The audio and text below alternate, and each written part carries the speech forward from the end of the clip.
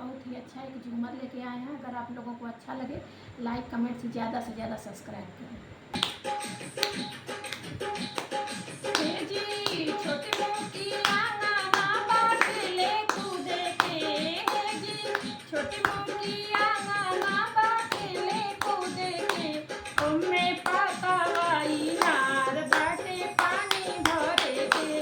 ओमे पकावाई नार बाटे पानी भरे के, हे जी छोटी मोटी आंगना बाट ले कूदे के, हे जी छोटी मोटी आंगना बाट ले कूदे के, ओमे पकावाई नार बाटे पानी भरे के, ओमे पकावाई नार बाटे पानी भरे के, हे जी सासु हमार कही गईली खाना बनावे के, हे जी सासु हमार